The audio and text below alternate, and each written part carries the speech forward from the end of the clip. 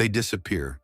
Days, weeks, sometimes months go by in silence, and then suddenly they come back as if nothing ever happened. You might ask yourself, why now? Why after all this time?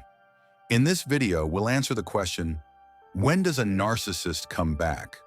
We'll look at the emotional, psychological, and practical reasons behind their return, and, most importantly, what you should do when they reach out again.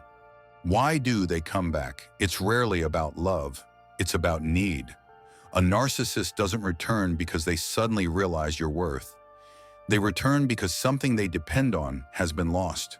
Let's look deeper at the hidden reasons behind that return. 1. Their source of supply has dried up. A narcissist feeds on attention, admiration, validation, and even conflict. This is called narcissistic supply. When their new environment stops providing it, when the praise fades, the excitement drops, or their new partner starts seeing through the mask, they begin to starve emotionally. And that's when they remember you. Not for who you are, but for the feelings you used to give them. Your empathy, your attention, your willingness to understand, all of these were once their favorite meal. 2. They've experienced a narcissistic injury. A narcissistic injury happens when their ego gets bruised. It can be as simple as being criticized, ignored, or rejected, even in small ways. When this happens, they need a quick emotional bandage. They reach for someone who once gave them unconditional affirmation. They come back to you because you once soothed the wound that others refused to touch. But this time, the bandage is not yours to offer. 3. Comparison. Fatigue. In the beginning, the new person always seems perfect. They project the same fantasy they once projected onto you. But reality never sustains fantasy. Not for long. When that illusion starts to collapse, they begin to compare. They remember how easily you forgave, how gently you spoke, how quickly you responded. They don't miss you. They miss the version of themselves that they could be around you. Admired, powerful, adored. That nostalgia is not for the relationship, but for the control it gave them. 4. The control check. A narcissist's greatest fear is losing control. They often test whether they still have access to you, emotionally or practically. It can be a short text, a like on an old post, or a sudden, "How are you?" after months of silence. Each of these gestures is a control check, a psychological experiment. Can I still pull you back if I want to? If you answer, you confirm their control. If you don't, you challenge their entire sense of power. That's why silence, though difficult, is often your strongest response. 5. Strategic convenience. Sometimes their return is simply practical. They may be lonely, broke, or in need of emotional or logistical support. You represented safety, even if they were the ones who created the chaos. To a narcissist, returning to you can feel like returning to a reliable power source. They might say, "I was wrong," but the real message is often, "I need you again." 6. The boredom void. Narcissists are addicted to stimulation, chaos, drama, the emotional high of pursuit and reaction. Calmness feels empty. Peace feels like suffocation. So when their life becomes too quiet, they look for the one thing that always brought intensity: you. They return not to reconnect, but to feel alive again through the storm they know how to create. And the moment things stabilize, they leave again. 7. The ego resurrection.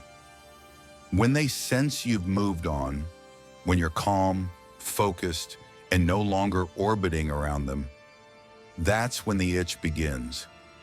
They feel forgotten, irrelevant, and nothing terrifies a narcissist more than being ordinary in someone else's story. So they come back to remind themselves that they still matter. Not in your life, but in their own reflection. You are the mirror they use to see that they still exist. In the end, they don't return because they've healed. They return because the loop inside them remains open, an unfinished cycle of need and control. Each return is a repetition, not a revelation. And until that cycle is broken, by you choosing peace over confusion, it will keep replaying in different forms. 3. When do they come back?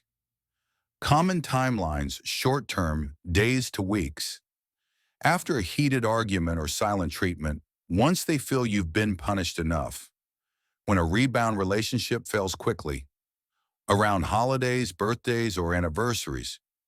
Convenient emotional openings. Midterm, weeks to months.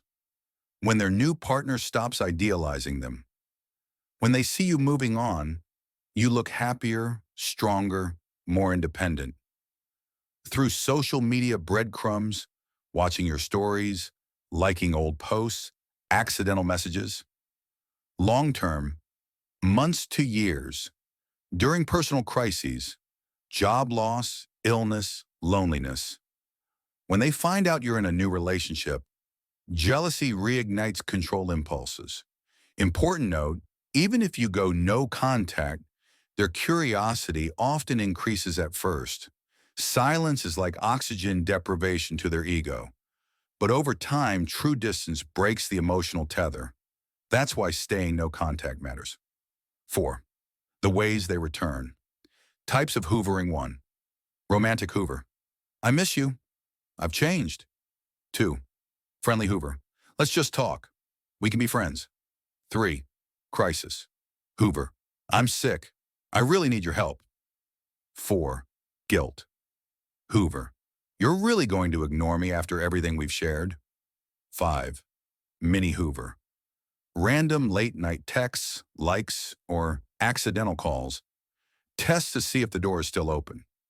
Genuine change requires consistent behavior, therapy, and accountability, not just words. If those are missing, it's not a reunion. It's a recycling. 5. Should you reach out or stay silent? No shared obligations.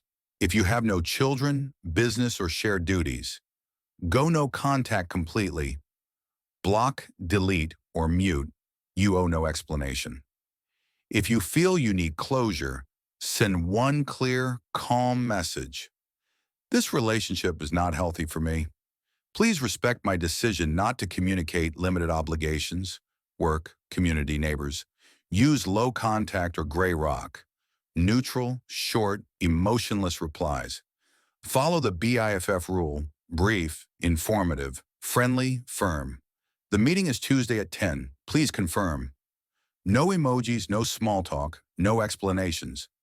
Shared children or legal ties use parallel parenting instead of co-parenting. Keep communication purely logistical. I'll pick up our child at 3. Let's stay focused on the schedule. Document interactions, avoid phone calls, and never discuss emotions. If there's any threat, harassment, or stalking, safety comes first. Save evidence, seek legal protection, block all digital access, and cut mutual messenger paths.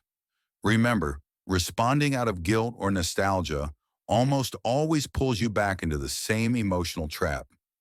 6. What to say when they return. Keep it short and consistent. I'm not interested in reconnecting. I'm focusing on my own healing. I wish you well, but I'm not going back. Please stop contacting me. Then, don't engage further. Every extra word is an opening. 7. Can they ever really change? Red flags. Don't believe the comeback. Lots of words, no lasting behavior change. Pressure for quick reconciliation. Blaming exes or others. No respect for your boundaries. I'm in therapy, but no real progress. Rare green lights. Proceed with extreme caution. Time-proven consistency. Genuine accountability and professional help. Patience instead of pressure. Even then, your healing matters more than any reunion. 8. Your personal recovery plan. 1. Set your rule, no or low contact. 2. Keep ready responses so emotions don't decide for you. 3. Clean your digital space. Privacy, block lists, new passwords. 4. Build your support circle. Friends who remind you of your worth. 5. Seek therapy if needed. Manipulation and emotional abuse leave deep patterns. Safety and peace come before closure. 9. Final thoughts. Remember the truth. A narcissist often returns when you finally regain your strength, not because they found love, but because they've lost control. Their comeback isn't proof of change. It's a test of your boundaries. When they reappear, don't ask, why are they back? Ask instead, what part of me still hopes they'll be different? That question is where healing begins. If this video resonates with you, share your thoughts in the comments. Your story might help someone else find courage. And don't forget to subscribe and turn on notifications. Because here on our channel, we keep exploring the hidden layers of the human mind, self-worth, and healing. Take care of yourself, and thank you for watching.